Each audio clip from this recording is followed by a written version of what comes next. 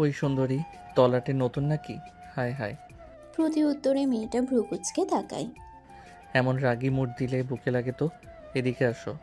কেন এদিকে আসতে হবে? আসো, তারপরে না হয় দেখা যাবে। আসতে বলছি না আমি? আর কোনো কথা না বলে রাস্তার এই মাথা থেকে রাস্তা পার হয়ে এ মাথায় টঙের একটা দোকানের সামনে এসে দাঁড়ায়। কি বলবেন তাড়াতাড়ি বলেন, আমার কাজ আছে। কাজ তো সবারই আছে, তা এত রাতে এই রাস্তায় আগে তো কখনো দেখিনি। জি, আমি এখানে নতুন এসেছি। নতুন জিনিসের আমদানি। মালটা খুব সুন্দর আছে রে। কি বললেন বুঝতে পারলাম না, কথা ঠিকভাবে বলবেন। এই বেয়াদব ছেলে, কথাবার্তা ভালোভাবে বলতে হয়। এটা কেমন ধরনের কথা? তা কোথায় উঠছেন? আমি কথায় উঠছি, আপনাকে কেন বলতে হবে? আপনার সাহস আছে বলতে হবে। যেখানে আমার সামনে কেউ দাঁড়িয়ে কথা বলতে হিসু করে দেয়, সেখানে আপনি আমাকে ঝাড়ি মেরে কথা বলতেছেন। এখানে তো কিছুই দেখেননি। পিস করার অপরাধের ভয়াবহতা আপনাদের জানা নেই। দোস্ত, মায়াটা খুব ঘুরাইতেছে, একটু পাশে নিয়ে গিয়ে জোর ভেঙে দিই। আকাশ রবির দিকে চোখ বড় বড় করে তাকায়। রবি ভয় পেয়ে যায়, সে আর কোনো কথা না বলে চুপ হয়ে যায়। এইভাবে তাকানো কি আছে? আমি তো মজা করছিলাম। মনে হচ্ছে না একটু এক্সট্রা কথা হয়ে যাচ্ছে? এত রাতে মেয়েটা বিপদে পড়ছে, আমাদের হেল্প করার কর্তব্য। ওই হ্যালো, আপনাকে কে বলেছে আমি বিপদে পড়ছি? উল্টো আপনারাই তো আমার বিপদ। আমাকে এখানে আটকায় রাখছেন। আহা সুন্দরী, তোমার রাগ রাগ আমার হেব্বি লাগে। তোমাকে তো এখানে প্রেম করার জন্য আনা হয়নি। ধলাবতী, তুমি এলাকায় নতুন, এত রাতে ঘোরাফেরা করছো, ভাবলাম বিপদে পড়ছো নাকি দেখি। তা বুঝলাম। ধালাবতীকে? কেন তুমি? ওই হ্যালো, আমি কেন ধলাবতী হতে যাব? এত ফর্সা পুতুলের মতো ধবধবে মানুষ এই প্রথমে আমি দেখলাম। আচ্ছা, তুই মানুষ তো নাকি পরি? বন্ধু, আমারও তাই মনে হচ্ছে। ওই মনে হয় 1000 বছরের পুরনো কাইল্লার রাক্ষসী। আমি কোনো কাইল্লা রাক্ষসী না, কথা ঠিক করে বলেন। কথা তো ঠিকই আছে। আমরা ওই যে অনেক সিরিয়ালে দেখছি, অনেক ভয়ঙ্কর ভয়ঙ্কর খারাপ রাক্ষসীরা এরকম সুন্দর রূপ ধারণ করে। তাছাড়া রাত 11টার সময় এই রাস্তায় এমন অচেনা মেয়ে, নিশ্চয়ই আপনি কাইলা রাক্ষসী। আপনাদের কথায় আমার কিন্তু রাগ উঠতেছে। আর একটু রাগ ওঠা, আর একটু রাগ ওঠা, তাহলে আসল রূপ ধারণ করবে। সোনালিকা এবার আর নিজেকে সামলাতে না পেরে ঠাস করে রবির গালে একটা থাপ্পড় মেরে দেয়। এই ছেলে তোর সাহস হয় কিভাবে? দোস্ত, বলছিলাম না ওই কাল্লা রাক্ষসী? না হলে আমাদেরকে হাত তোলা সাহস পায়? Gas light? আরে আমি গ্যাস লাইট হতে যাব কেন? গ্যাস লাইটটা আমার কাছে দে। আমি পকেট থেকে গ্যাস লাইট বের করে আকাশের হাতে দিই। আমি গ্যাস লাইটার আগুন জ্বালিয়ে এক ঝাঁপ দিয়ে ওরে চেপে ধরছি। তারপরে লাইটের আগুন ওর হাতের আঙুলে লাগাতে লাগলাম। ওরে আল্লাহ রে, পুরে জ্বলে গেল রে। ছাড়েন ছাড়েন, মরে গেলাম। এবার আকাশের পেটে হাতের কনুই দিয়ে একটা জোরে আঘাত করে সোনালিকা। আকাশ একটু দূরে ছিটকে পড়ে। বন্ধুরে, আমি ঠিক আছি, আমি ঠিক আছি। তারপর তারা দুজন একটু সামনে এসে দাঁড়ায়। ওই লাইটের দিয়ে আমার হাত পুরায় কি করলেন? যাক, অবশেষে প্রমাণ পেলাম যে আপনি মানুষ। দেখতে এতই সুন্দর মায়াবী, কিন্তু গায়ে এত রাক্ষসের মতো জোর কোথা থেকে পাইলেন? তাই তো। আমার মনে হয় সত্যি কাইল্লারা খুশি।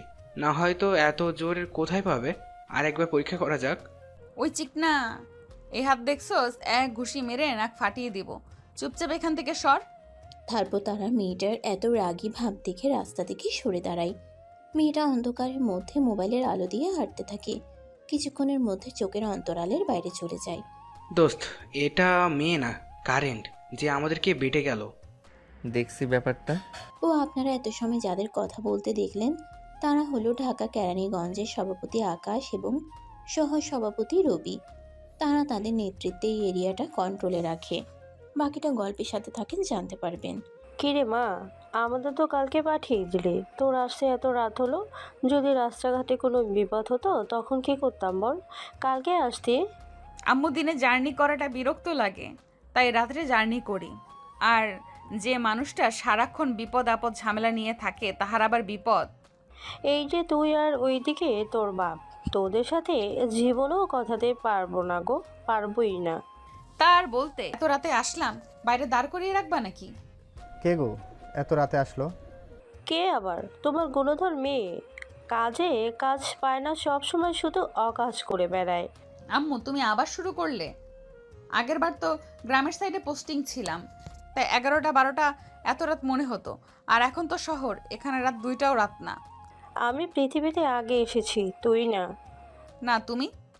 আমি যা বলবো তাহলে সেটাই, এর বাইরে কোনো কথা চলবে না। তোরে পেটে আমি ধরেছি, তুই না। আমার উপরে কোনো কথা চলবে না। উত্তরে সোনালিকা ভ্রু কুঁচকে তাকায়। এই মাঝরাতে আবার কি শুরু করলে? তোমার কি ভেতরে দমদাম বলতে নাই? দেখছো বাবা? পাগল ছাগলের কথা বাদ দে, চল ভেতরে চল। হ্যাঁ, এখন তো আমি পাগল। আজ আমার কেউ নেই। 40টা বছর এই সংসারে খেটে গেলাম, মাথার ঘাম পায়ে ফেলে। আমার কষ্টটা কেউ বুঝলো না। আমি তো এই বাসার কাজের লোক, আমার কাজ শুধু কাজ করা। আমার কথার কেউ দাম দেবে না। আম্মু থামবা তুমি? কি থামবো? হ্যাঁ, কি থামবো? যেদিন মা হবে ওই দিন বুঝবি। এখন তো আমার কান্না কান্না মনে হয় না। যেদিন থাকবো না সেদিন ঠিকই চোখের পানি বুঝতে পারবি। এখন তো মূল্যায়ন দিবি না। এই মাঝরাতে আবার কি নিয়ে তার কথা পছন্দ হলো না? পাগলরে বিয়ে করে আমার জীবন শেষ। পাগল বলেই তোমার এই সংসার করে গেলাম। আর কেউ হলে করা তো দূরের কথা, মুখে ঝাঁটার বাড়ি মারতো। তারপর সোনালিকা বাসার মধ্যে প্রবেশ করলো, বাসার মেন গেটটা দিয়ে। সবাই মিলে উপরে চলে যায়। যাই হোক, এদের মতো প্রতিটা সংসারই কম বেশি এরকম আছে। কার কার মায়ের সাথে মিলে গেল পাঠকগণ। ওইটা কোনো ব্যাপার না, এগুলো হলো সাজের ডাক। প্রতিটা সংসারে কম বেশি এগুলো থাকে। যেদিন এগুলো থাকবে না সেদিন বুঝবেন সংসার থেকে সেই হাসি খুশি জিনিসটা আর নেই। এটাই প্রকৃত শান্তি। যাই হোক, অন্যদিকে সোনালিকা ফ্রেশ হয়ে খাবার খাইতে বসে। তামা, এখানে জয়েন করবি কবে? খাবার খেতে খেতে বললাম, সবে তো আসলাম বাবা, আপাতত 1 সপ্তাহ দমদম নেই, তারপর দেখা যাক। হ্যাঁ, কথাটা খারাপ বলিসনি। এখানে আসলে বাইরে একটু চলাফেরা করে দেখ পরিবেশটা কেমন। আসার সময় যেটুকু বুঝলাম, গ্রাম এরিয়ায় অতটা ঝামেলা না পড়লেও এখানে অনেক ঝামেলার মধ্যে পড়তে হবে। এখানে কেসের প্রবাবিলিটি অনেক বেশি থাকবে। তা ঠিক, গ্রামের মানুষ ঠিক এতটা অপরাধ করে না যতটা শহরের এরিয়ায় অপরাধ হয়। হ্যাঁ। খাওয়ার সময় এত কাজ কাজ কেন? চুপচাপ খাইতে দাও মেয়েটাকে। কথাটা সোনালিকা এবং শেখ চৌধুরী হেসে দেয়। অন্যদিকে কি রে মামা, এত রাত হলো, পোলাপাইন তো সব বাসায় চলে গেছে। এখনো এই টঙের দোকানে বসে কি করবি? কোন মসজিদ কি দোকান বন্ধ করে দিবে? খেয়াল করে দেখ, আমি আর তুই আছি। আমরা যতক্ষণ থাকবো দোকান বন্ধ করার সাহস পাবে না। তবে ফ্ল্যাটের দিকে চলে যাওয়া যাক। আচ্ছা ঠিক আছে। তারপর আমি ওর সাথে করে সিগারেট খাইতে খাইতে নিজেদের ফ্ল্যাটের দিকে হাঁটতে থাকলাম। কিছুক্ষণ বাদেই ভাইয়া ভাইয়া, একটা ফুল নেন। হুট করে আকাশ যেন অপ্রস্তুত ছিল সে কথাটা শুনে। মাথাটা নিচের দিকে করে হাঁটু গেড়ে বসে, মুখে সিগারেট টানতে থাকে আর বলে, এত রাতে ফুল বিক্রি করা লাগে? সারাদিনে 2টো বিক্রি করেছি মাত্র। বাড়িতে মায়ের ওষুধ কেনার টাকা নেই। কোথায় থাকো তুমি? উত্তর পাশের বস্তিটাতে। ওখানে আমি না আর আমার একটা ছোট্ট বোন আছে। এই মেয়ে, তোমার বাবা কোথায়? আমার ঠিক মনে নেই ভাইয়া, তবে আমি যখন একদম ছোট্ট ছিলাম, 3 বছর মনে হয় বা এমন হবে, তখন আব্বাই মারে অনেক মারতো। আম্মা গার্মেন্টস থেকে আসতো আর আব্বাই টাকা চাইতো। আম্মা না দিলে অনেক মারতো। তারপরে আমার একটা বোন যখন হয়, তখন আমি 2 নাম্বার শ্রেণীতে পড়ি। তখন আম্মা আমারে ছাইয়া চলে যায়। আম্মা 3 মাস অসুস্থ হইয়া বাড়িতে পড়ে আছে, ঘরে খাবার নেই। ছোট বোন অনেক কাঁদে, তাই ফুল বিক্রি করতে আসি আমি। তবে ভাইয়া, আজকে একটাও বিক্রি করতে পারিনি। বুঝতে পারলাম। এই নাও, এখানে 10,000 টাকা আছে। সোজা গিয়ে তোমার আম্মার হাতে দিবা আর বলবা কেউ একজন তার জন্য পাঠিয়েছে। তাকে সুস্থ হয়ে তার 2টা মেয়েকে মানুষের মতো মানুষ করতে বলবা। তার মেয়েরা যেন ফুল বিক্রি না করে, মনে থাকবে? আচ্ছা ভাইয়া। ধরো, এখন আমি তোমাকে নিয়ে বিক্রি করে দিলাম, অথবা তোমার শরীরের বিভিন্ন অংশ বিক্রি করে দিলাম। তোমাকে এই বিপদ থেকে বাঁচাবে কে? কিছু করতে পারবে তুমি? তুমি যত বিপদেই হোক, যত কষ্টেই হোক, এত রাত্রে আর বেরোবে না, মনে থাকবে? যদি একটা খারাপ মানুষের হাতে পড়তে কি হতো? যদিও আমরা খারাপই। এমন আর হবে না। তুমি কি যেতে পারবা নাকি আগাই দিব? না ভাইয়া, আমি যেতে পারবো, সমস্যা হবে না। এই রিক্সা। রিক্সাটা কাছে আসতেই আরে আকাশ ভাই যে, আসসালামু আলাইকুম ভাই। আমি কি কোনো ভুল করেছি? প্লিজ আমাকে মাফ করে দেন। আমি আর জীবনেও রাতের বেলা রিক্সা নিয়ে বেরোবো না। আরে রবি, এই ছেলেটারে চিনিস তুই? আরে উত্তরপাড়া সিদ্দিকের ছেলে। কাছে আসো তুমি। ছেলেটা ভয়ে ভয়ে আমার কাছে আসলো। কিছু কথা বলি, শোনো মন দিয়ে। সিদ্দিক চাচা ভালো আছে? ভালো আছে ভাই, ভালো আছে। বুঝলাম। তুমি রাত্রে রিক্সা নিয়ে বেরোলে আমার কোনো সমস্যা নেই। এই যে বাচ্চাটা, তিনি উত্তরের বস্তিতে নিয়ে যাবি। তারপরে রিক্সাটা এক জায়গায় রেখে ওরে বাসার দরজার সামনে পর্যন্ত আগিয়ে দিয়ে আসবি। যদি কোনো রকম 1 ইঞ্চি ভুল হয়, হাতের রগ কেটে দেব। কি করব? হাতের রগ কেটে দিবেন ভাই? আমি কোনো ভুল করব না। যা ওরে নিয়ে। তারপরে রিক্সাওয়ালা মেয়েটাকে রিক্সায় নিয়ে নির্দিষ্ট গন্তব্যে রওনা দেয়। অন্যদিকে তুই জানিস না ঢাকা শহরের মানুষ কতটা মিথ্যাবাদী? টাকার জন্য এমন কি নাই যে তারা করতে পারে না। পা আছে, এমনভাবে পা বাঁধে মনে হয় প্রতিবন্ধী। তাই কথার মায়ায় পড়ে এতগুলো টাকা। এখন বর্তমান কত বাজে দেখছস? কেন, একটার একটু বেশি। সবারই তো জানের ভয় আছে, তাই না? এত রাতে একটা মানুষের খুব দরকার না পড়লে এগুলো করবে না। আমি ছোট বাচ্চার তো প্রশ্নই আসে না। বুঝতে পারছি, চল বাসার দিকে যাই। তারা গল্প করতে থাকে আর হাঁটতে থাকে। আচ্ছা, এত বড় ফ্ল্যাটে তুই একলা থাকিস, অথচ আঙ্কেল আন্টিরে গ্রামে রাখিস। ব্যাপারটা কেমন দেখায় না? দেখ, শুরু থেকে তোর আব্বু আম্মু রাজনীতির সাথে জড়িত। তারা এই ব্যাপারটা বোঝে, জানেন? কিন্তু আমার বাবা মায়ের ক্ষেত্রে ব্যাপারটা ভিন্ন। এই রাজনীতি কতটা খারাপ এবং ভয়ানক তুই অন্তত জানিস।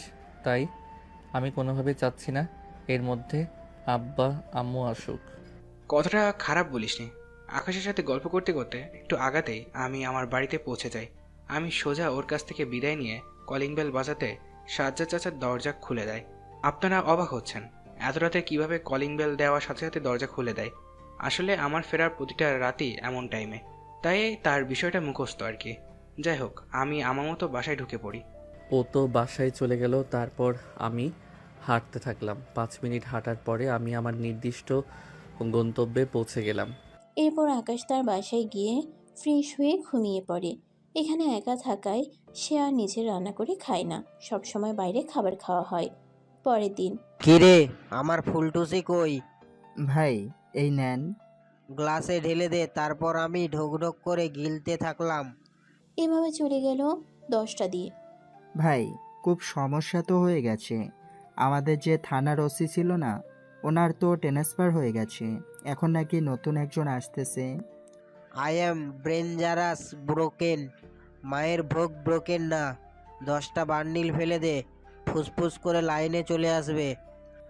টাকা দিয়ে যদি হতো তাহলে তো আমি নিজেই দেখে নিতাম। সমস্যা হচ্ছে ওসিটা মেয়ে আর খুব রাগী। আর যেদি নাকি উনি নাকি টাকা পয়সা ঘুষ খায় না, খুব দেমাকি। তাই নাকি? এবার খেলাটা তো জমে যাবে। গান আইলা না নাইয়া, দামা আসমানেরও চাঁদ। ফুলটুসি গ্লাসে দে। বস, সমস্যা তো বড় বেঁধে গেল। ওই যে আমাদের যে কলেজ এবং এরিয়ায় ড্রাগ সাপ্লাই দিতাম না, ওইগুলো তো ওই যে সভাপতি আকাশ আটকে দিয়েছে। এর জন্য তো শান্তিতে কাজ করতে পারি না। ও নাকি আরো লোক লাগায় রাখছে। আমাদের এরিয়ায় নাকি এইসব আর করতে দিবে না। কথাটা শুনে ডেঞ্জারাস ব্রোকেন হাতে থাকা মদের গ্লাসটা একটা আছাড় মেরে ভেঙে ফেলে। কেরানীগঞ্জ ওর বাপের জায়গা নাকি? ওর কথা মতোই সব হবে। ওরে তো দেখবো রে, খুব খারাপভাবে দেখে নেব। আগে এই নতুন ওসিটাকে হ্যান্ডেল করি, পরে ওর ব্যাপারটা দেখতেছি। কথাটা খারাপ বলেননি। যেদিন থেকে ওসিটা জয়েন করবে ওই দিনই আমি আপনাকে খবর দিব। আপনি চিন্তা করবেন না ভাই, আমার লোক লাগানো আছে। আচ্ছা ঠিক আছে। অন্যদিকে কি এত সকালে ডাকলে? আবার পোলাপাইন রেডি করতে বললি? পোলাপাইন কত আনছিস? ওই তো হবে 1-150।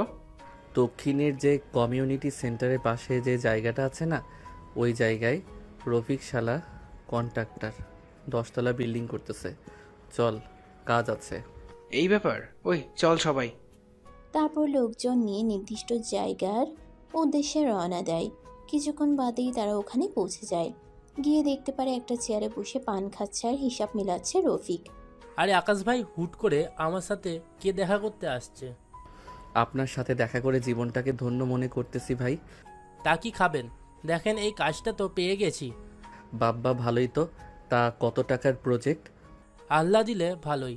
আমার আয়ত্তে যেটুকু পেয়েছি 10 তলা বিল্ডিংয়ের মধ্যে, তা বইয়ের 40 থেকে 50 হাজার কোটি টাকার প্রজেক্ট বলা যায়।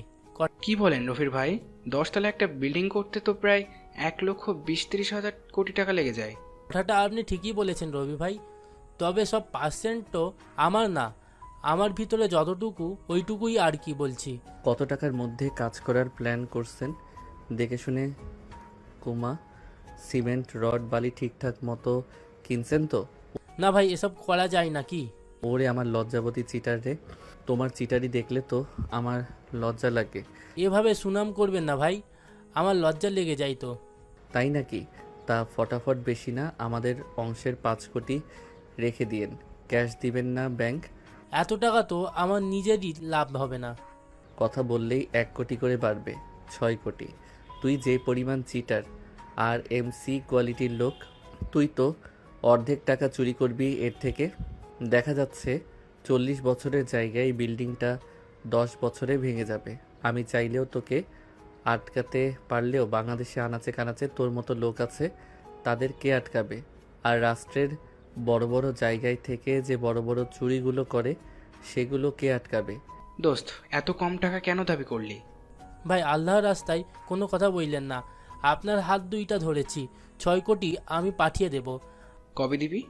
আজ রাতে ব্যাংকে গিয়ে ট্রান্সফার করে দিব। তবে এত টাকা একেবারে করতে পারবো না, সন্দেহ করবে। অন্তত 1 মাস সময় লাগবে, একটু একটু করে করব। তবে এক ব্যাংকে অ্যাকাউন্ট করা যাবে না, অন্তত 10টা অ্যাকাউন্ট লাগবে। পরবর্তী 10টা অ্যাকাউন্ট থেকে আপনারা একটা অ্যাকাউন্টে করে নিয়েন। এত হিটলারের বুদ্ধি কই রাখিস তুই? ভাই আপনাদেরই দোয়া। এইটুকু চিটারি না করতে পারলে আছে কি এই পজিশনে বসতে পারতাম? আপনারা জানেন না, ভালো লোকের ভাত নয়, তাই তো চিটার। চুপ কর শালা টাকলা। এই রবি, তোমরা আমার ব্যাংক অ্যাকাউন্ট মিলে 10টা অ্যাকাউন্টের নাম্বার লিখে দে। তারপর আমি অ্যাকাউন্টগুলোর নাম্বার ওর কাছে লিখে দিলাম। ওর কাছে রাত 10টার মধ্যে যেন অ্যাকাউন্টে টাকা পাই, না হলে হাতে কি দেখছিস? ওই দাসা দিয়ে তোর বিচি কেটে নেওয়া হবে। তারপর তারা সবাই ওখান থেকে তাদের পার্টি অফিসে চলে আসে। শোন, বাইরে যে পোলাপাইন আছে, ওদের মাঝে 1 কোটি ভাগ করে দে।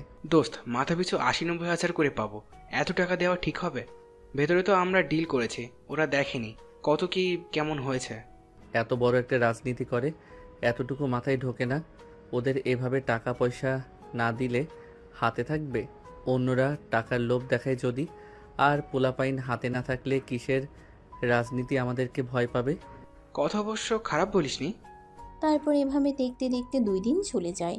এই 2 দিনে 1 কোটি টাকা তুলে তাদের লোকেদের মধ্যে সমানভাবে ভাগ বাটোয়ারা করে দেয়। এখন বুঝলাম কেন একজন রাজনীতির নেতার পিছনে একটা মানুষ কুত্তা হয়ে থাকতেও পছন্দ করে, কুত্তার মতো পিছনে পিছনে ঘুরে। যাই হোক, গল্পে ফেরা যাক। কিরে বান্ধবী, কেরানীগঞ্জ যাচ্ছিস আর আমারে খবর দিলি না? আরে হুট করে এখানে ট্রান্সফার হয়ে গেছে, কি করণীয় ছিল বলো? বুঝতে পারছি, দেখা তো করতেই পারিস। হ্যাঁ, তা তো অবশ্যই করা যায়। আমি তো এখন বাইরে আছি, জরা ব্রিজের সামনে যে মার্কেট আছে না, ওই জায়গায়। কি বলি তুই? আরে ওখান থেকে তো আমার বাসা 2 মিনিটের রাস্তা, তুই ওখানে দাঁড়া, আমি আসতেছি। তারপর আনিকার কোনো কথা না বলার সুযোগ দিয়ে কল কেটে দেয়। সোনালিকা ওখানে দাঁড়িয়ে কিছুক্ষণ অপেক্ষা করতে থাকে। এরই মাঝে সোনালিকা রে, কতদিন পরে দেখা, কেমন আছিস? বিয়ে করে তো জামাই পেয়ে ভুলেই গেলি। আরে ভুলি নাই, তোর মতো কেন যে জব করলাম না, এই বাচ্চা জামাই সামলাতে গিয়ে আমি নিজে পাগল হয়ে যাচ্ছি। কিন্তু তোর জীবনটা কত ভালো। জীবনটা কতটা রহস্যজনক, তাই না? আমি চাচ্ছি তোর মতো একটা নিরিবিলি জীবন, আর তুই চাচ্ছিস আমার মতোই ঝামেলা জীবন। হায় রে হায়। যাই হোক, কেমন আছিস? তখনই পাশ দিয়ে রবি আর আকাশ যাইতেছিল। বাইক চালাচ্ছিল রবি। হুট করেই রবি ব্রেক মারে। এই যাওরা, এইভাবে ব্রেক মারলি কেন? ডানে তাকিয়ে দেখ, ওই দিনের রাত্রের ওই মেয়েটা। আকাশ ডান দিকে তাকাতে রাস্তার বিপরীতে হাসি মুখে কথা বলতে থাকে। মেয়েটাকে দেখে খানিকের জন্য যেন জগৎ ছেড়ে অন্য জগতে চলে গেছে। সাদা 3 পিস, তার উপরে সাদা কালারের স্কার্ফ দিয়ে হিজাব করা। ড্রেসটা অনেকটা ইউনিক টাইপের, দেখে বোঝা যাচ্ছে বাইরের দেশ থেকে অর্ডার দিয়ে আনা।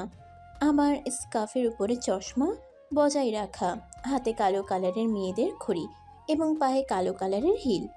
আকাশ যেন তার হিতাহিত জ্ঞান হারিয়ে ফেলেছে। সে কোন দিকে না তাকিয়ে রাস্তা পার হতে যায়, তখনই একটা অটো এসে ধুম করে আকাশের গায়ে মেরে দেয়। আকাশ খানিকটা ধূপ করে ছিটকে পড়ে। আকাশের বাম হাতটা অনেকটা কেটে গেছে, টপ টপ করে রক্ত পড়তেছে। কপাল এবং ঠোঁটটাও হালকা কেটে গেছে। সে যেন ব্যথা অনুভব করতে পারতেছে না। সে যে একটু আগে এত বড় একটা অ্যাক্সিডেন্ট করছে তার যেন সেদিকে খেয়ালই নেই। সে আবার উঠে দাঁড়ায় এবং পাশে থাকা রবি চিৎকার করে, আকাশকে ধরতে আসে। অবিশ্বাস্য ব্যাপার, রবি ধরার আগে আকাশ উঠে দাঁড়ায়। এত সব ঘটনায় সোনালিকা এবং তার বান্ধবী দৃষ্টিও এদিকে ঘুরে গেছে। তারাও তাড়াহুড়ো করে কাছে আসে কি হয়েছে দেখার জন্য। তখনই আকাশ নিজের মতো বিড়বিড় করে জোরে বলতে থাকে, হে অপুরুষী রূপময় সুন্দরী, সৃষ্টির সেরা সৃষ্টি কি তুমি? একটা মানুষ কি করে এতটা সুন্দর হতে পারে? কিভাবে হতে পারে একটা মানুষ কিভাবে এতটা সুন্দর? হায়, তোমার ওই দৃষ্টি আমার দিকে যেন তীরের মতো লাগে। তুমি কি আসলে এতটা সুন্দর, নাকি আমি ঘুমিয়ে স্বপ্ন দেখতেছি? কথা বলতে বলতে আকাশ সোনালিকার মুখের একদিকে তার কাটা বাম হাত রেখে বলতে থাকে, না, তোমাকে তো স্পর্শ করা যায়, তার মানে তুমি সত্যি সত্যি তুমি মানুষ। তবে আমার বিশ্বাস করতে কষ্ট হয়, তুমি কি কোনো পরী বা জিন যে রূপ ধরে আছো? এতটা সুন্দর তুমি কি করে? ওই ছেলে কি বলছো? তোমার মাথা ঠিক আছে? ওর হাত দিয়ে রক্ত বেরোচ্ছে, ডাক্তারের কাছে নিয়ে যান সবাই। দোস্ত, তোর হাতটা অনেক কেটে গেছে, অনেক ব্লিডিং হচ্ছে। তুমি কেন এত সুন্দর? তোমাকে মনে হয় আজীবন দেখে যাই, আমার চোখের পলক পড়ে না। তুমি কেন কেন এতটাই সুন্দর? মানসিক পাগলটাকে কেউ ধরেন, ধরে নিয়ে যান। কি বলতেছে সে নিজেই জানে না। এই রূপময়, তোর রূপময়ের খেতায় আগুন, বালের বাল, তাড়াতাড়ি চল। রবি তার হাত চেপে ধরে কাটা জায়গায়। তারপরে জোর করে আকাশকে রবি তার বাইকে উঠায়। রবি বাইক চালিয়ে হাসপাতালের দিকে রওনা দেয়। আকাশ অপলক দৃষ্টিতে সোনালিকার দিকে তাকিয়ে থাকে। কিছুক্ষণের মধ্যেই তারা হাসপাতালে পৌঁছে যায়। হাসপাতালে যাওয়ার পরে তাকে প্রাথমিক ট্রিটমেন্ট দিয়ে কিছু ওষুধ লিখে দেয়। অবশ্য তার হাতে 3টা সেলাই দেয়া লাগছে। অন্যদিকে, খিরে, তোর মুখে তো রক্ত লেগে আছে। কি বলবো বা করব দেখলি তো সবাই। আজ আমরা সুন্দর না বলে আমার পূর্বজাল পায়ও না। হ্যাঁ, রূপময় সুন্দরী। কুটনি, এক লাথি মারবো, থামবি? তুমি কি সত্যি মানুষ নাকি পরী নাকি পুলিশ? আমি তোমার রূপে মুগ্ধকর। আনিকার বাচ্চা, তোর পাছায় আগুন। সরি সরি, আর বলবো না। রাস্তাঘাটে এইসব বলদগুলো কই থেকে আসে আল্লাহ জানে, তবে ছেলেটা কেমন যেন চেনা চেনা মনে হচ্ছে আগেও কোথাও যেন দেখেছি। আবার স্বপ্ন দেখিসনি তো? আরে না, আর কাজ পাইলাম না, খেয়ে দে। চল সামনের দিকে যাই, মুখ ধুতে হবে। তোর মুখে রক্তর দাগ লেগে আছে। আজ অনেকদিন পর দেখা, একটা ট্রিট দিই তোরে। ঠিক আছে, ট্রিট তো আমার দেওয়ার কথা। চাকরি পাইলে সবাই বড়লোক হয়ে যায়। কলেজ লাইফে একজনকে ট্রিট দেওয়ার ভয়ে পালাতাম, খাবার খেয়ে টুক করে কেটে পড়তাম। কিন্তু এখন দেখ, ট্রিট দেওয়ার মতো সামর্থ্য সবারই আছে, কিন্তু আগের মতো সেই মজাটা নেই। হ্যাঁ রে, ঠিক বলছো, সময় পরিবর্তনশীল। ওই দিনগুলোরে খুব মিস করি। তারপরে তারা গল্প করতে করতে ফ্রেশ হয়ে একটা রেস্টুরেন্টে বসে কিছু খাবার খেয়ে আড্ডা দিতে থাকে। অনেকদিন পর এক বান্ধবী অন্য বান্ধবীকে পেয়েছে। ঘটনাটা যাদের সাথে ঘটে শুধু তারাই বুঝতে পারে। অন্যদিকে, কি রে, তোর মাথায় কি সত্যি কোনো সমস্যা হয়েছে? উত্তরে চুপ। চুপ করে আসিস কেন, বল। কি বলবো বল? ওরে দেখার পরে আমি সত্যি পাগল হয়ে গেছি। আমার মাথায় সমস্যা হয়ে গেছে। আমি কি করব? একটা মানুষ কিভাবে এতটা সুন্দর হতে পারে? বাবা, লাভ অ্যাট ফার্স্ট সাইট এটাকে হয়তো বলে। আজকে নিজের চোখে না দেখলে বুঝতামই না। জানি না রে, ওর মুখ আমার চোখের সামনে ভেসে আছে। ওরে আমার লাগবে, খুব করে লাগবে। এইটা কোনো ব্যাপার হলো? এতদিন পরে একটা মেয়েকে আমার বন্ধুর ভালো লাগছে। চিন্তা করিস না, যেভাবে হোক আমি দেখছি। খুব তাড়াতাড়ি ছেলে পেলে লাগায় দে খুঁজতে। আমার আজকের মধ্যেই ওকে চাই, চাই চাই চাই মানে চাই। একটু ঠান্ডা হ। ওই মেয়ের কি কোনো পিক আছে? থাকলে ছেলেপেলের কাছে দিলেই ওরা খুঁজে দিত। আমাদের এরিয়া যেহেতু, পেতে আর কত সময় লাগবে? আমি এত সব কথা জানি না, আমি শুধু একটা কথাই জানি। বুঝতে পারছি তুই কী জিনিস। দোষ, তেমন অস্থির হইস না, তোর শরীর কিন্তু অনেকটা অসুস্থ। যেখানে ওকে দেখলাম ওরা আশেপাশে সিসিটিভি ক্যামেরা কালেক্ট করতে বলো, তারপর খোঁজ লাগা। ভালো বুদ্ধি দিয়েছিস তুই। আচ্ছা, দেখতেছি। তারপরে কথা মতো রবি তার কাজগুলো করতে থাকে। সিসিটিভি ফুটেজ কালেক্ট করে তার নিজেদের লোকের কাছে দিয়ে খুঁজতে লাগিয়ে দেয়। দেখতে দেখতে 2টা দিন চলে যায়, কিন্তু এখনো ফলাফল শূন্য। কেউ কোথাও এই মেয়েটাকে খুঁজে পায়নি।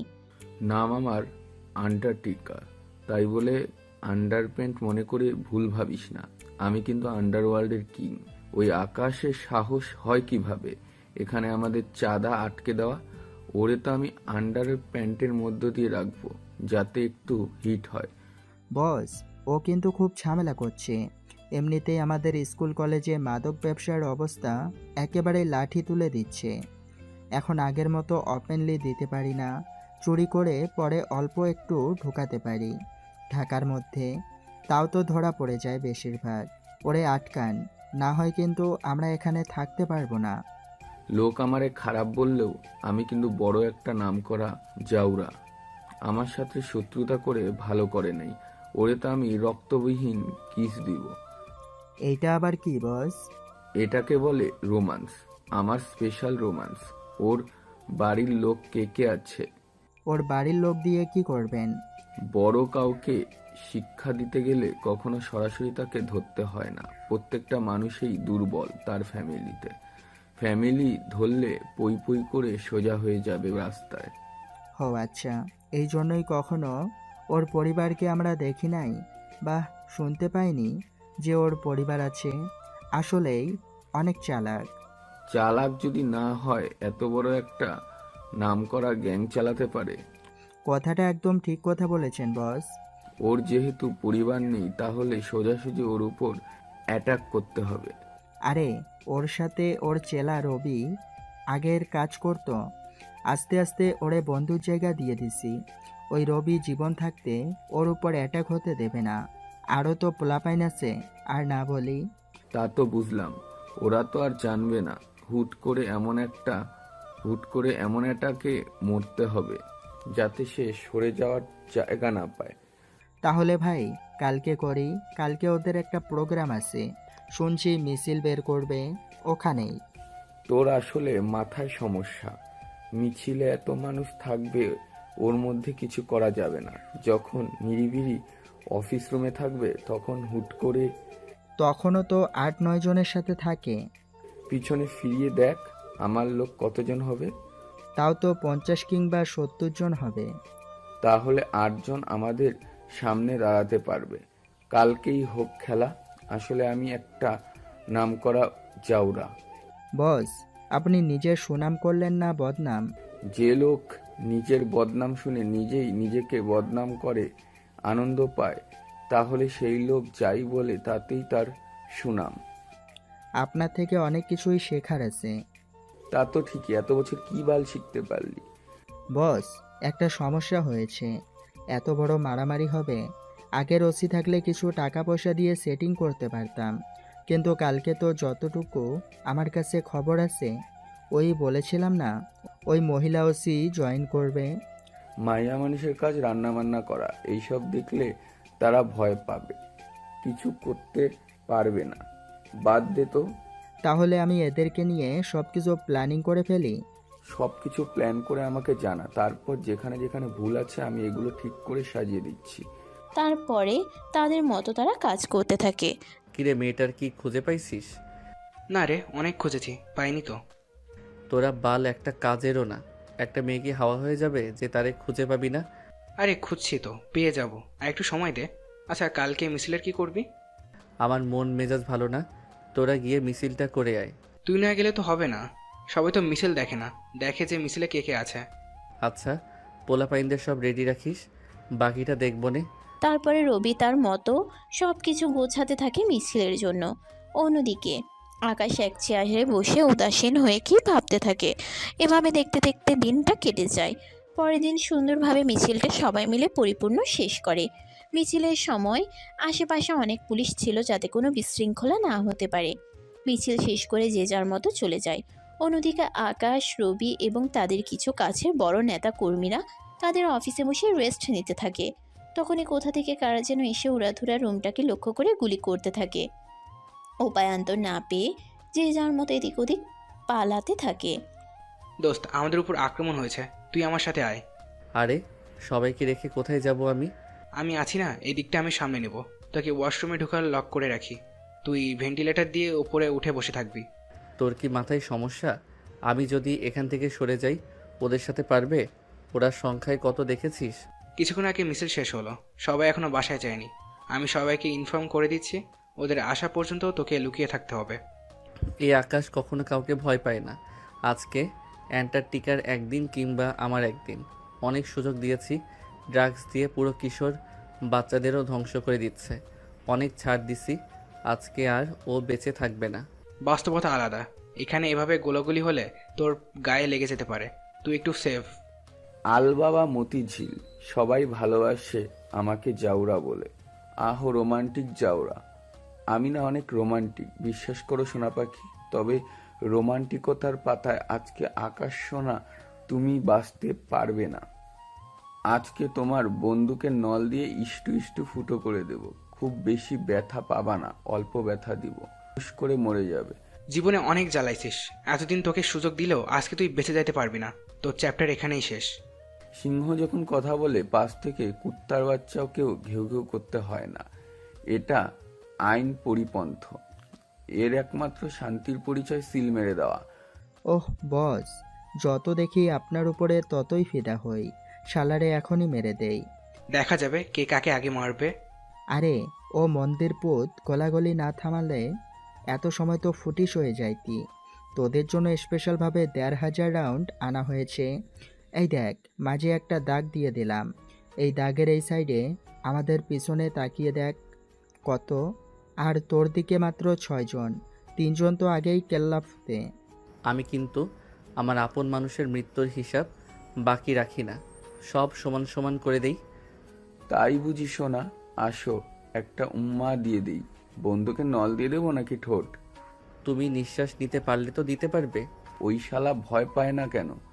এত এত অ্যাটিটিউড কই থেকে পায়? একটু পর এদিক থেকে সেদিক হলে যার অস্তিত্ব থাকবে না, সে কিভাবে এতগুলার উপর করে কথা বলতে পারে?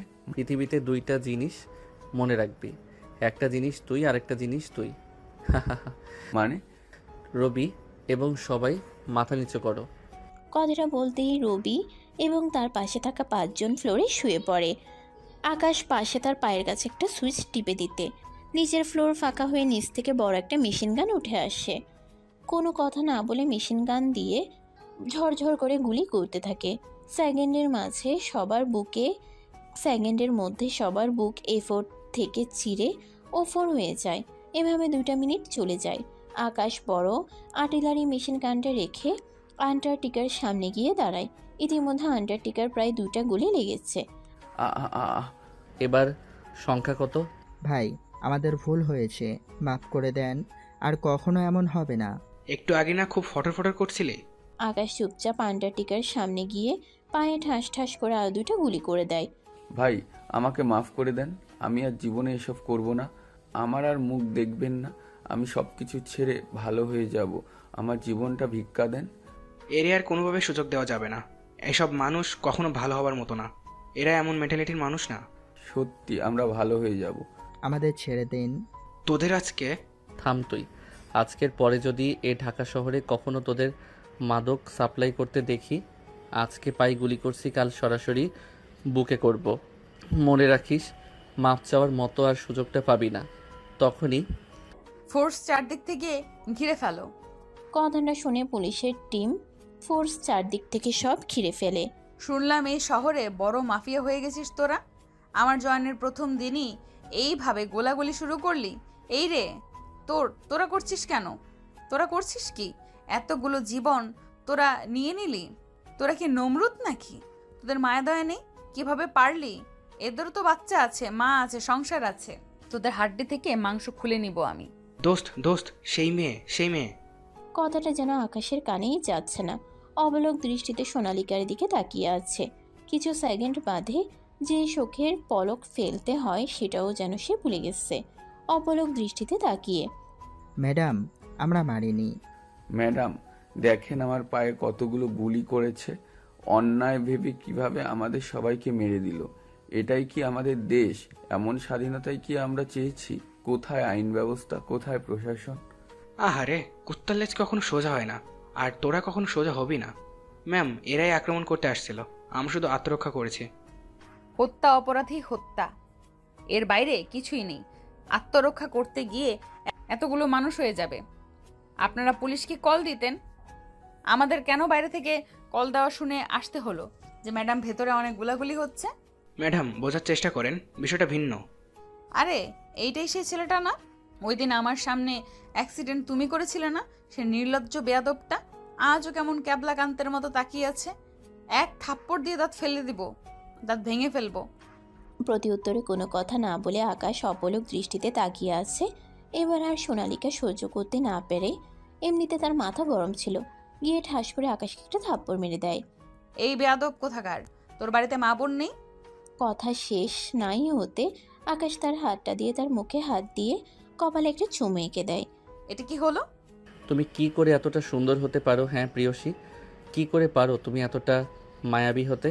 কখনো কোনো মেয়ের প্রতি আমার বিন্দুমাত্র আগ্রহ জাগেনি, কিন্তু তুমি আমাকে কি বাঁধনে বাঁধিলে যে তোমার প্রাণে নাহি চোখ সরানো যায়। তোমার জন্য আজ কিঞ্চিত সময় কবি হতে ইচ্ছে করে।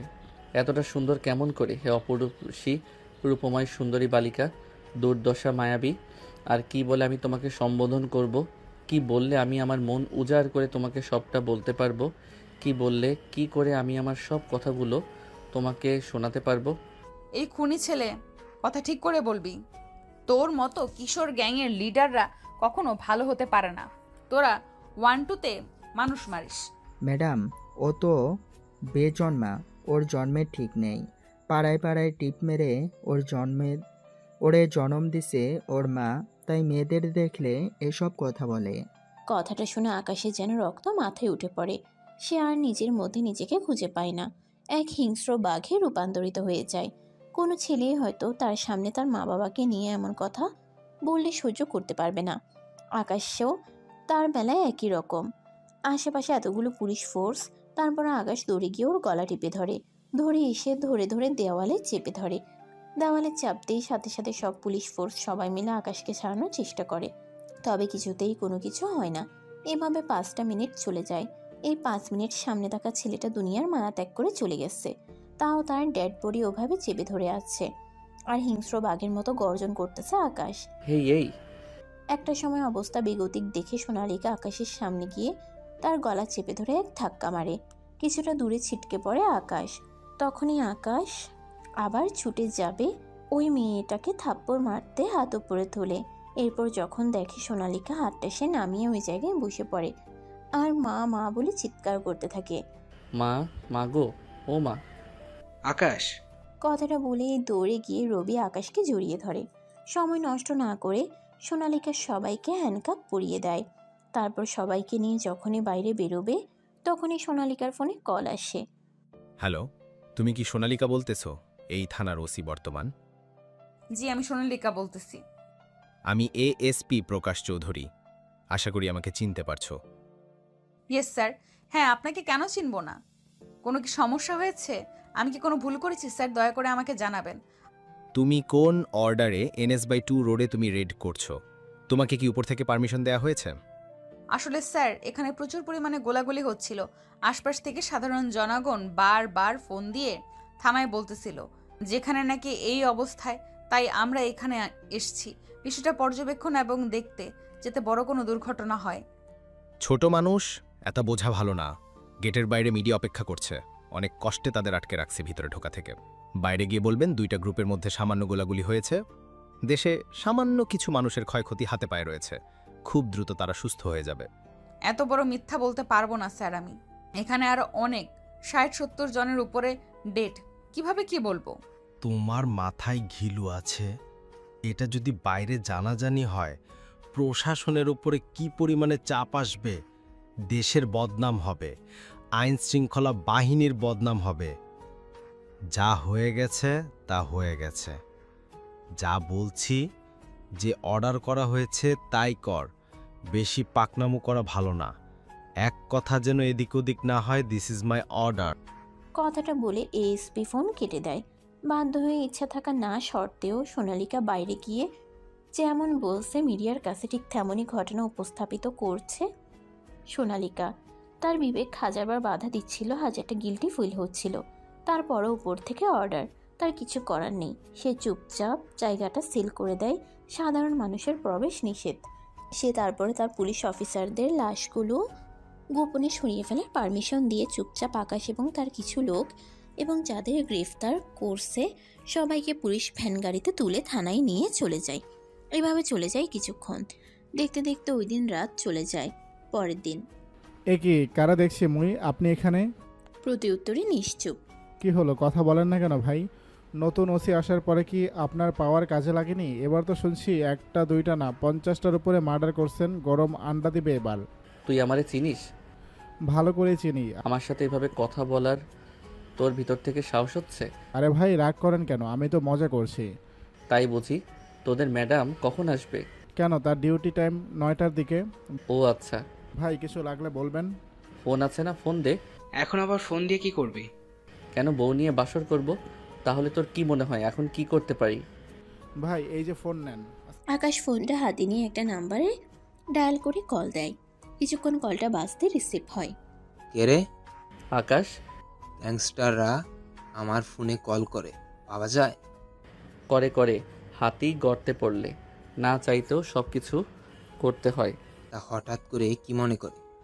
আমার একটা কাজ করে দিতে হবে। গতকাল আমার উপরে কিছু ছ্যাঁচড়া গ্যাংয়ের লোক আমার উপরে অ্যাটাক করে। যা ভাবছেন তাই হয়েছে ওদের সাথে। কতজন হবে? 60 জনের উপর। ওরে শালা, এতগুলো জীবন! আপনি ভালোই জানেন আকাশ এমনিতে কখনো কারোর ক্ষতি করে না। আমার হাতে আর কোনো উপায় ছিল না। কাল যদি এই কাজটা না করতাম আপনার সাথে আর কথা বলতে পারতাম না আজকে দাঁড়িয়ে। এখন ব্যাপারটা হচ্ছে এসপি বিষয়টা ধামাকা দিয়েছে। এখন এ ব্যাপারে নিউজে তদন্ত হতে পারে। নিউজ চ্যানেলগুলো আর ওই জায়গার বিষয়টা পরিপূর্ণভাবে হ্যান্ডেল করা আপনার দায়িত্ব। তা তো বুঝলাম, বিষয়টা একটু জটিল আসলে। বন্দরে যে মালগুলো আপনার আটকে আছে 2 দিনের মধ্যে সরানো হয়ে যাবে। আপনি নিজে করতেছেন না যাতে আপনার বিষয়ে সোশ্যাল মিডিয়াতে মানুষজন জানাজানি হয়ে যায়। তবে গোপনে যদি রাতের আধারে হুট করে কেউ করে দেয়। এই কথা তো অনেক দিন আগেই তোমাকে বলছি, কিন্তু তুমি আমার কথায় রাজি হওনি। আচ্ছা, আমি এই দিকটা সামনে নিচ্ছি। এসব আমার কাছে কোনো ব্যাপারই না। আমার সাথে 4-5 জন মতো হবে। এদেরকে 2 ঘন্টার মধ্যে সারানোর ব্যবস্থা করো। আর আমাকে আপাতত কিছুদিন এখানে রেখে দাও। কোনোভাবে যেন আমাকে অন্য জায়গায় ট্রান্সফার বা চালান করা না হয়। সবাইকে বের করে দিতে বলতেছো, অথচ তুমি নিজে ইচ্ছা করে জেলেই থাকবে। ব্যাপারটা আমার কাছে কেমন লাগছে? সবার আগে তো তুমি বেরোতে। আর কোনো কথা না, আমি যা বলছি তাই হবে। এর আগে পরে কোনো কথা নেই। যেটা তোমার ভালো লাগে আমি সবটা বলে দিচ্ছি কমিশনারকে। আচ্ছা। কথা বলা শেষ করে আমি হাবিলদারকে ফোনটা দিয়েছিলাম। হাবিলদারও তার কাজে সে চলে গেল। এদিকে না আমার কাজ আছে। এমন কি কাজ থাকতে পারে? ও আচ্ছা, মনে পড়েছে। হায় রে ভালোবাসা, কি খেলা দেখাইলি! যাকে সারা দেশ মিলে একদিন আটকে রাখতে পারিনি, সে মানুষটা আজকে নিজে থেকে হাজতবাসী হতে যাচ্ছে। এত কথা বলিস কেন তুই? এসব করা কি ঠিক হচ্ছে?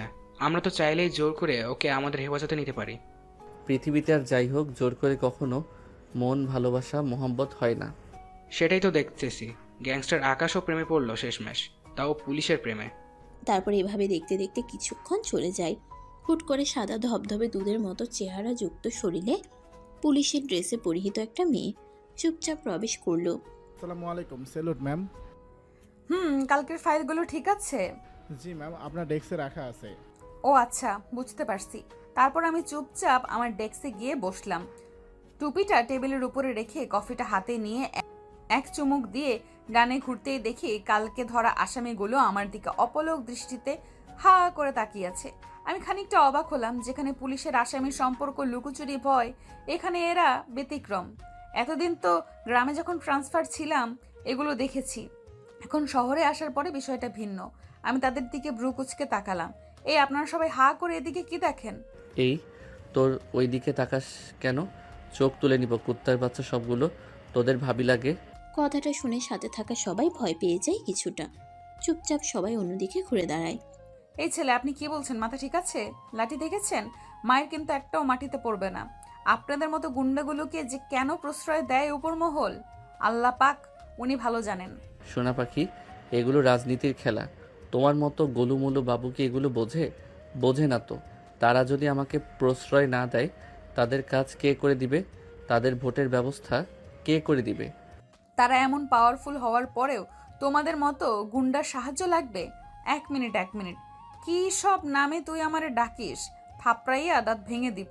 একটা মায়েরও মাটিতে পড়বে না, বেয়াদব কোথাকার। তোমার বকাগুলো এত মিষ্টি পুরুষ কেন? তোদের মতো গুন্ডারা যারা এক দুইটাতেই মানুষ মরে, তাদের মনে আবার এত সব রোমান্টিকতা আছে ভাবা ছিল না। আমার সাথে একদম উল্টাপাল্টা ব্যবহার করবি না। আমি কিন্তু তোর গায়ে হাত দিতে দুবার ভাববো না। গায়ে হাত দিয়ে দেখেন না, 1 মিনিটও চাকরি থাকবে না। কথাটা শুনে আমি রাগে রবির গালে একটা থাপ্পড় মারি। আমারে মারলি তুই? চুপ শালা, মারবে কাটবে এগুলো তো বউরাই করবে, জানিস না? যতই পাওয়ারফুল হোক, সবাই বউয়ের কাছে ভেজা বিড়াল। কিছুদিন আগে ফেসবুকে দেখলে না, ফ্রান্সের প্রেসিডেন্ট ও বউয়ের হাতে মায়ের খায়, আর আমি তো মাত্র গ্যাংস্টার। সোনা পাখি, তুমি আমাকে সকাল বিকাল মন ভরে থাপড়াবা। আচ্ছা ভাই, আমার ভুল হয়ে গেছে, মনে ছিল না। এই কত বড় সাহস, আবার বয়ে উঠে চলে গেছে। এই শালা হারামজাদা, মাইট চিনস? বান্টুস ফাটায় দিব। এভাবে বলে না, তুমি তাহলে মা ডাক শুনতে পারবা না? এদের কথাবার্তা শুনে সোনালিকার রাগ যেন মাথায় উঠে গেছে। রাগে কটকট করতেছে, দাঁতে দাঁত চেপে নিজেকে কন্ট্রোল না করতে পেরে সে লকআপের কাছে গেছে। ঘুষি দেখছো?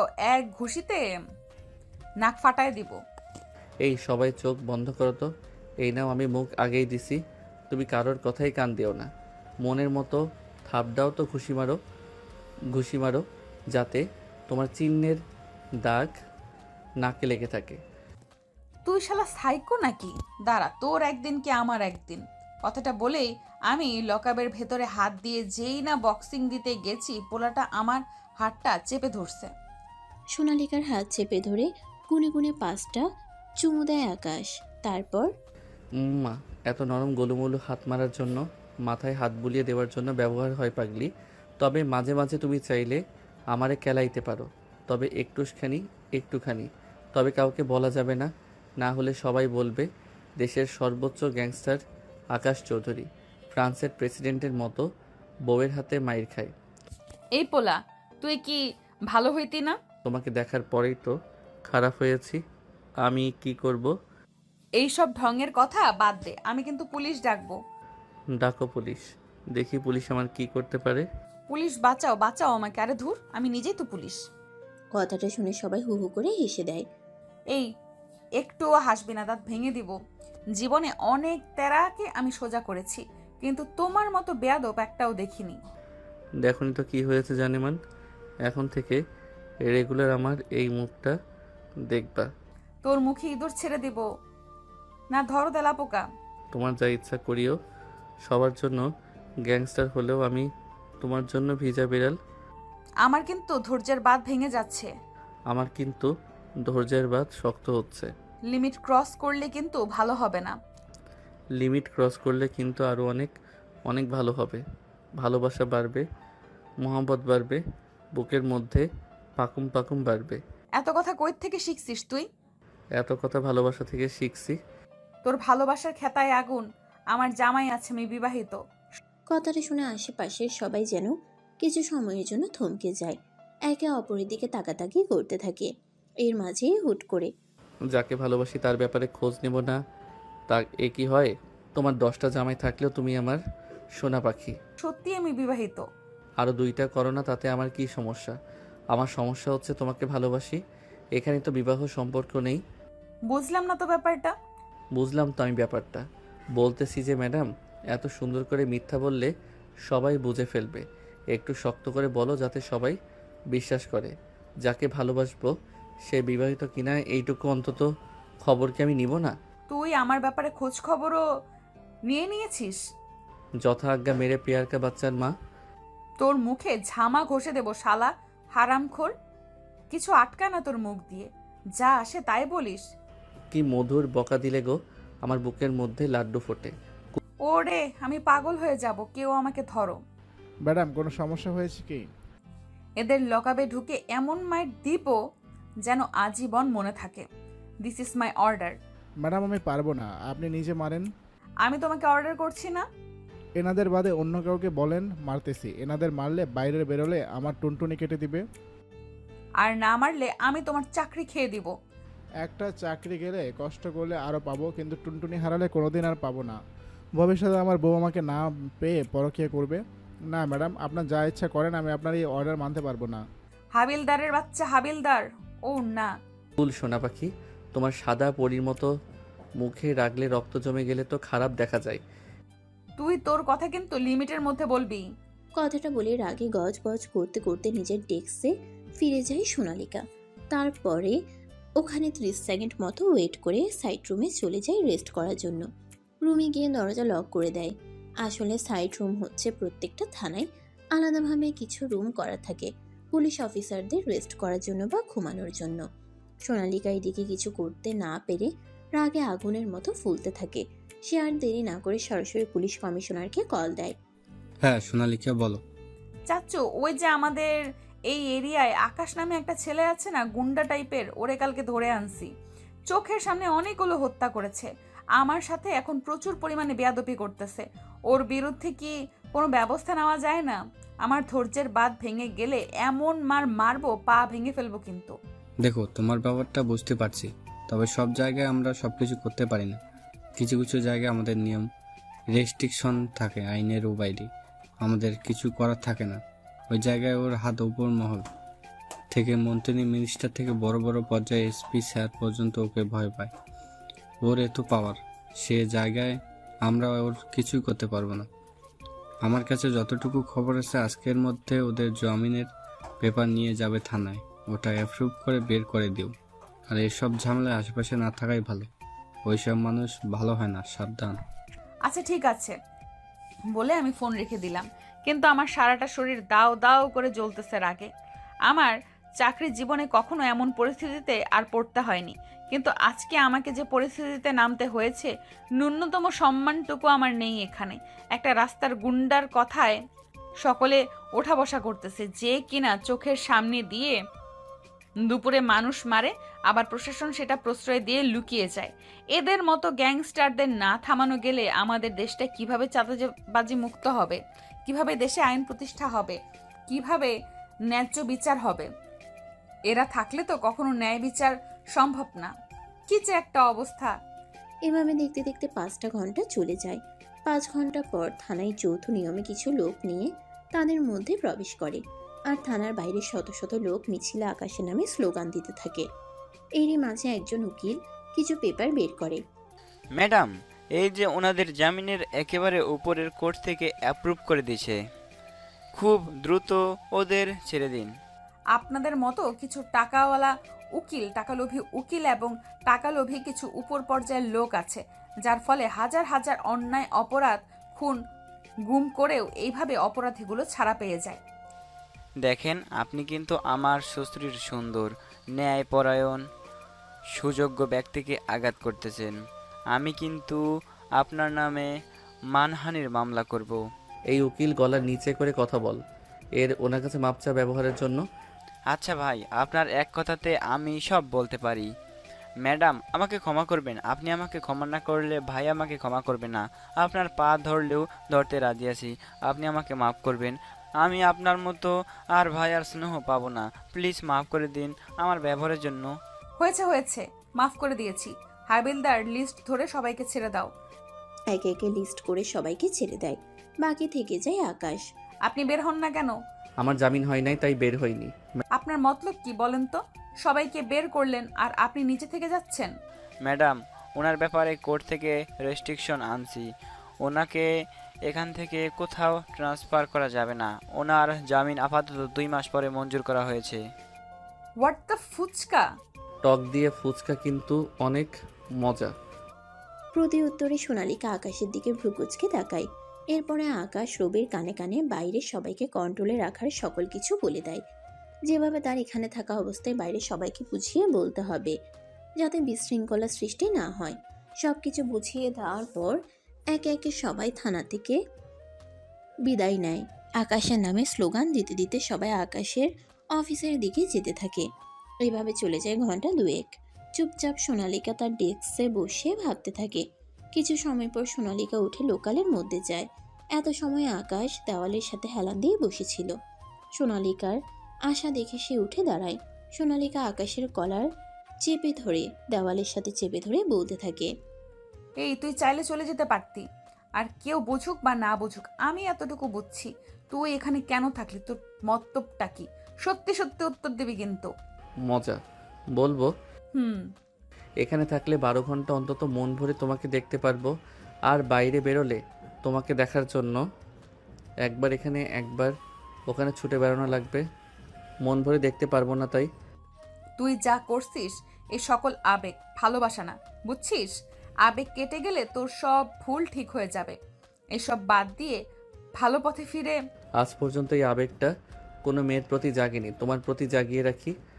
দেখ, তুই কিন্তু আমাকে অনেক খারাপ পরিস্থিতিতে ফেলতেছিস। আমাকে শান্তিময় থাকতে দে। আমি তো তোমার কোনো সমস্যা করিনি। তোর কাছে আশেপাশে থাকলে মনে হয় তোর গা থেকে হাজার মানুষের কান্নার শব্দ আসতেছে, হাজারটা মানুষের রক্ত লেগে আছে তোর শরীরে। তো অত্যন্ত জঘন্য একটা মানুষ তুই। তুমি যা কিছুই আমাকে বলবা আমি চুপচাপ তা মেনে নিব। তবে তোমার আমার ব্যাপারে জানা কিছুটা ভুল আছে। অবশ্যই আমি খারাপ। তাদের সাথে যারা দুর্নীতিগ্রস্ত সাধারণ মানুষের সব কিছু আত্মসাৎ করে, অবশ্যই আমি তাদের জন্য ভালো। যারা এতটুকু সাহায্যের অভাবে নিজের জীবনকে বিপর্যস্ত করে ফেলে। তোর এই কথার মানে বুঝলাম না। বোঝার দরকার নাই, লাগবে না। আমি হাত জোর করে মাফ চাই আল্লাহর কাছে, আমার পেছন ছেড়ে দে। কেন কেন? তোমাকে কি একবারও বলেছি যে আমাকে ভালোবাসতে হবে? তোমার ইচ্ছা হলে বাসবে, না হলে না বাসবে। আমি আমার মতো ভালোবেসে যাব।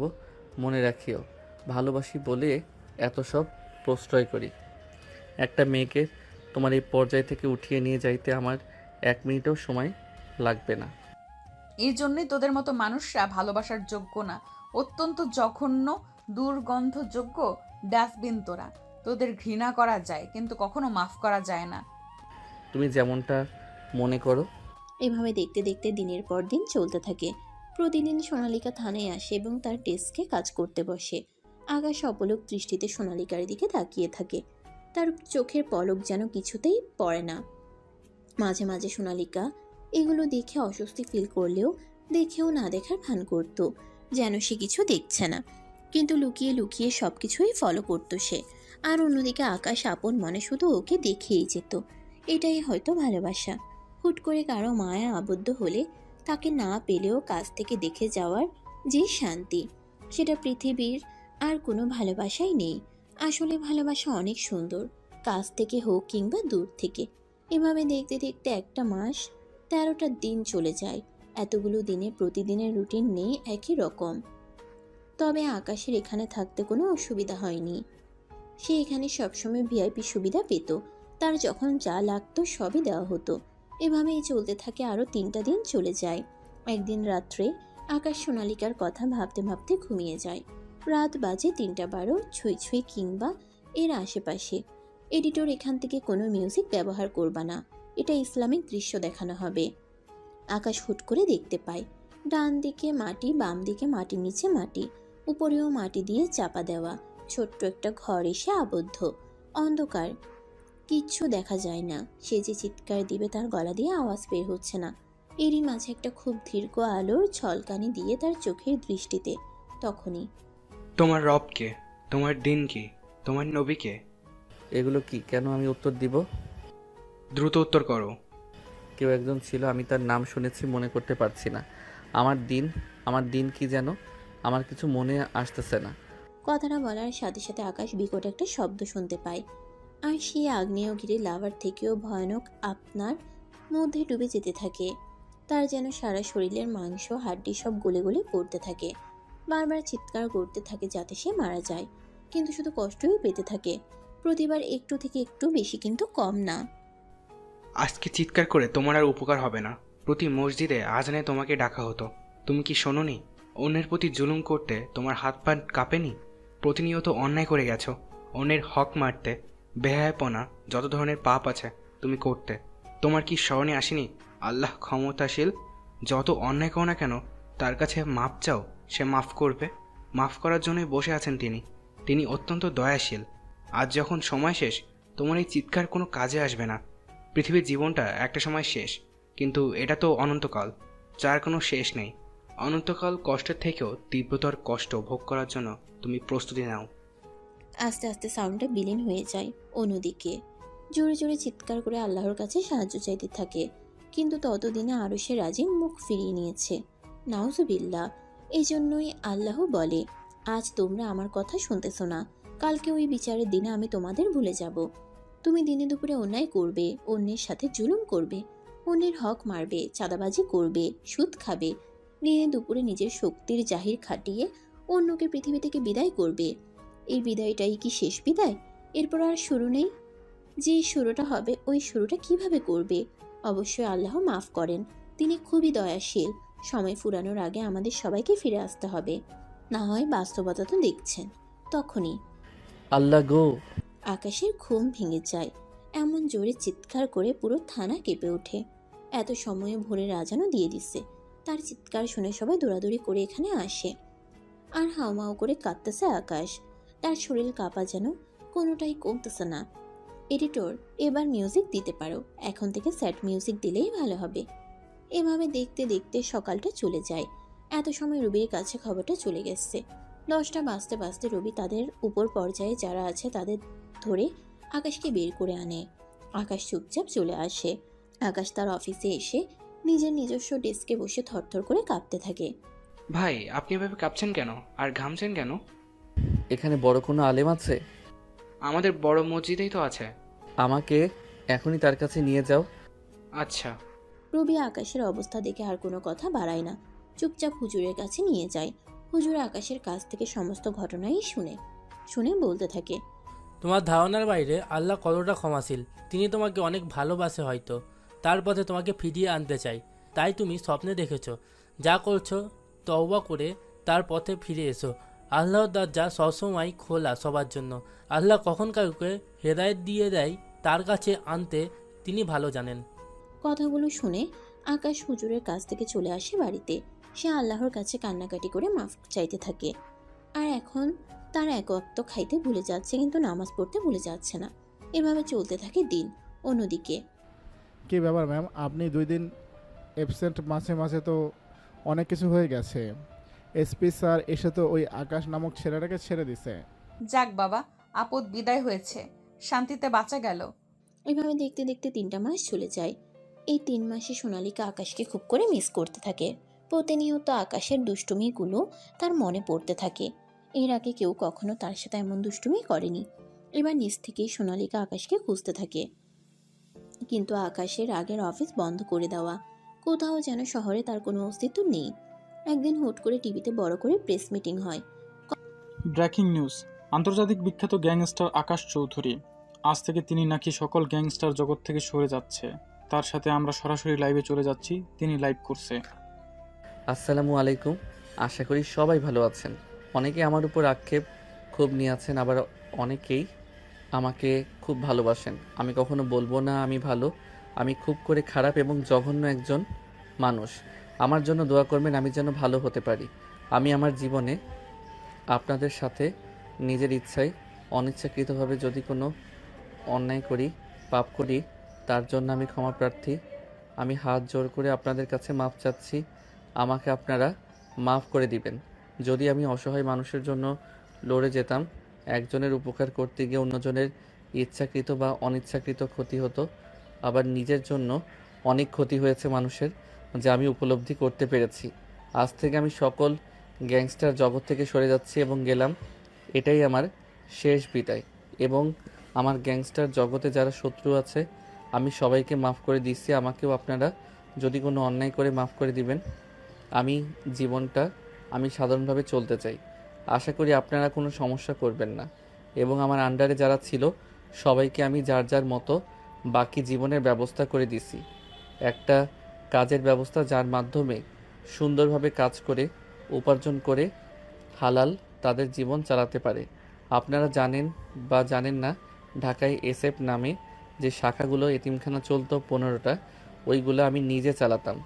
যদিও এগুলো আমার নামে ছিল, আমি নিজ নিজ এতিমখানার নামে সম্পত্তি হস্তান্তর করে লিখিত করে দিছি। আজ থেকে জায়গাগুলোর মালিক আমি না, সাধারণ অসহায় এতিম বাচ্চাগুলো ওই জায়গাগুলোর মালিক। এবং আমার যা সম্পত্তি আছে তা আমি এদেশের অসহায় সাধারণ মানুষদের সব দিয়ে যেতে চাই। আমি আমার সম্পত্তিগুলো বাংলাদেশ সেনাবাহিনীর হাতে তুলে দিব। আশা করি তারা যত্নের সাথে সাধারণ মানুষের গরিব দুঃখীর মাঝে পৌঁছে দিবে। এবং আমার ভুলগুলো কি আপনারা মাফ করবেন। এখন যদি কেউ থেকে থাকেন যে আমার কাছে পাওনা পাবেন, দয়া করে আমার কাছে আসবেন, আমি তার পাওনা বুঝিয়ে দিব। ভয় পেয়ে মনে মনে রেখে কিন্তু আসবেন না, এমন করবেন না। আমি আপনার ভাই, আমি আপনার পাওনা দিয়ে দিতে চাই। আপনাদের হাত পা জড়িয়ে ধরি, আমি কি এই দুনিয়াতে ঋণমুক্ত করে দেন। মৃত্যুর পরে আমি আপনাদের দেনা দিতে পারবো না। কথাগুলো বলে আকাশ হাউমাউ করে কাঁদতে থাকে লাইভে। যতগুলো মানুষ লাইভ দেখতেছিল তাদের চোখের কোণাতে এক ফোঁটা অশ্রু যেন বয়ে যায়। এরই মাঝে আকাশ লাইভ শেষ করে দেয়। এখানে পরিসমাপ্তি ঘটে এক ভয়ানক গ্যাংস্টারের শুরুটা হিংস্রভাবে হলো, শেষটা চোখের পানি দিয়ে। এটাকেই বলে হেদায়েত। আল্লাহ যাকে হেদায়েত দান করে পৃথিবীর কোনো শক্তি সেটা আটকাতে পারে না। আল্লাহ যাকে হেদায়েত দিবে না, পৃথিবীর কোনো শক্তি তাকে সত্যের পথে আনতে পারবে না।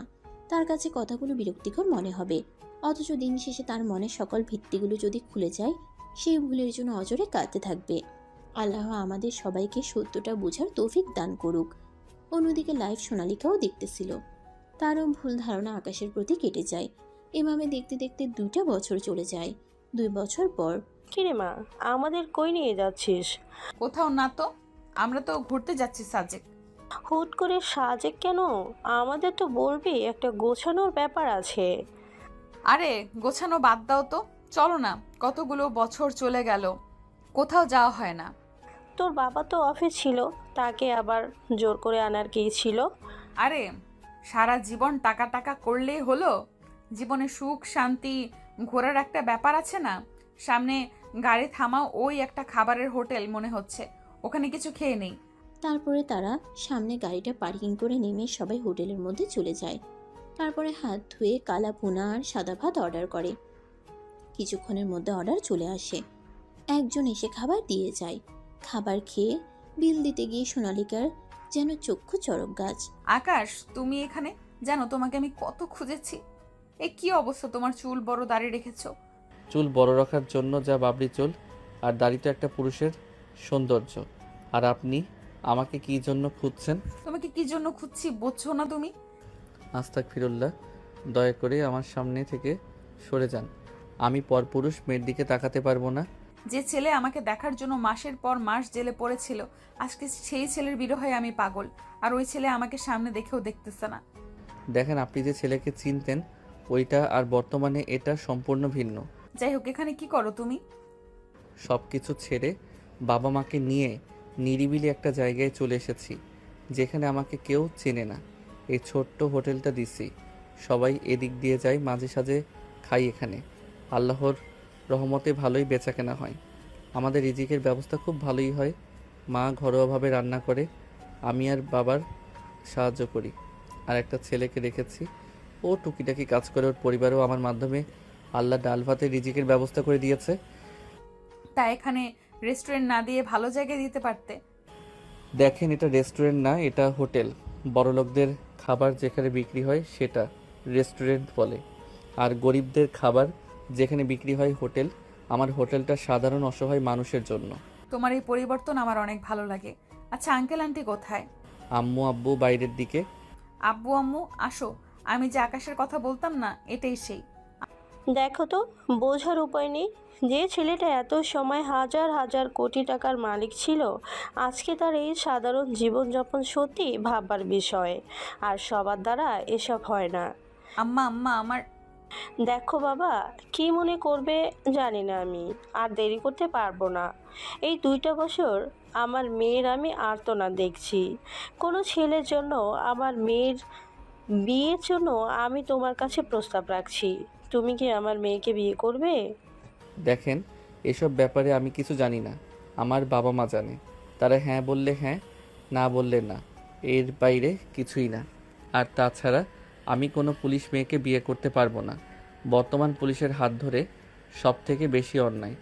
আরে পাগল, আমার যেদিন তোমার লাইভ দেখেছি তার পরের দিনই আমি চাকরি ছেড়ে দিয়েছি। যে পোশাক নিয়েছিলাম মানুষের উপকার করতে, তার বদলে উপর মহলের প্রভাবে শুধু মানুষের উপকারের সাক্ষী হতে হচ্ছিল। চাইলেও কিছু করতে পারছিলাম না, তাই রাগে ক্ষোভে ঘৃণায় ছেড়ে দিয়েছি। কথাটা শুনে আকাশ একটা মুচকি হাসি দেয়। এরই মাঝে আকাশের বাবা মা চলে আসে। সোনালিকার বাবা মা আকাশের বাবা মায়ের কাছে বিয়ের প্রস্তাব দেয়। প্রথম দিকে বড়লোক জায়গা দেখে রাজি হচ্ছিল না তার মা বাবা, কিন্তু সোনালিকার জোড়াজুড়ি কান্নাকাটি এবং তাদের বাবা মায়ের অনুরোধ দেখে তারা রাজি হয়ে যায়। তারপর কিছুদিন এভাবে চলে যায়। কিছুদিন পর ছোট্ট করে ঘরোয়াভাবে তাদের বিয়ে হয়। বিয়ে শেষে মসজিদে খেজুর ছিটানো হয়। তাদের বিয়ে শেষ করে আজ তারা বাসর ঘরে। কি ব্যাপার হিরো সাহেব, তোমাকে আগের থেকে এখন অনেক হ্যান্ডসাম লাগে জানো। মাশাল্লাহ, তোমাকে পেয়ে আমি অনেক লাকি। অজু করা আছে? না, দাঁড়াও, অজু করে আসি, তারপরে আমি অজু করে আবার রুমে প্রবেশ করি। চলো দুজনে একসাথে 2 রাকাত নফল নামাজ পড়ে আল্লাহর কাছে আমাদের নতুন জীবনের উদ্দেশ্যে সাহায্য চাই। আমরা যেন একে অপরের মৃত্যু পর্যন্ত হাত ধরে বাঁচতে পারি। অনেক সুখে যেন আমাদের জীবনটা পার হয়। চলো আমরা আমাদের নতুন জীবনে পদার্পণ করি। তারপর আমি আর আকাশ ভালোই ভালোই নামাজ শেষ করে মোনাজাত করি। আমাদের নতুন জীবন যেন ভালোভাবে সুন্দরভাবে কাটাতে পারি। তারপরে আমরা কিছুক্ষণ গল্প করি, একে অপরকে হাসাই। এরপরে আমরা মধুর মিলনে আবদ্ধ হই, যা শুধুমাত্র একটা স্বামী এবং স্ত্রীর জন্য প্রযোজ্য হালাল সুন্দর অনুভূতি, যা একজন স্বামী স্ত্রী বুঝতে পারে। আলহামদুলিল্লাহ, আমি আমার বউকে নিয়ে অনেক ভালো আছি। আপনারা দোয়া করবেন যাতে আমাদের ভালোবাসায় নজর না লাগে কারোর। আমি দোয়া করি আপনাদের ভালোবাসায় বরকত হোক, কারণ নজর না লাগুক। আর কি, আজকের গল্পের লাস্টিংটা একটু ইউনিক করলাম, সত্য দিলাম। প্রতিটা গল্পের উদ্ভট বানানো কাহিনীর থেকে বাস্তব দিয়ে আজকে না হয় সাজিয়ে দিলাম। এমনই রে ভাই, আমাদের জীবন অতি সংক্ষিপ্ত, তাই আমরা যদি পরকালের দিকে নজর না রেখে দুনিয়াবি হয়ে যাই একদম, এটা আমাদের ভয়াবহ ধ্বংসের কারণ। আমাদের অবশ্যই আল্লাহর প্রতি সহনশীল হয়ে তার দেওয়া প্রতিটা দায়িত্ব পালন করা উচিত। তাহলে এমনিতেই আমাদের জীবন সুন্দর হয়ে যাবে। আমি জানি আজকের গল্পের লাস্টিং কিছু মানুষের পছন্দ হবে না, কেননা তারা বাস্তবতা সত্যকে বিশ্বাস করতে চায় না। এটা ঠিক ততদিন এগুলো বিশ্বাস করবে না যতদিন না এরা মারা যায়। দোয়া করি আল্লাহ হেদায়েত দান করুক। একটা কথা আছে না, কিছু মানুষের অন্তর থাকতেও তারা তা দেখতে পায় না কালো। তো আজকে বিদায় নিয়ে ভালো থাকবেন, নিজেকে নেবেন, সৎ পথে থাকবেন, কখনো অন্যের ক্ষতি করবেন না, পারলে উপকার করবেন। দিন শেষে আপনি জিতে যাবেন। সমাপ্ত।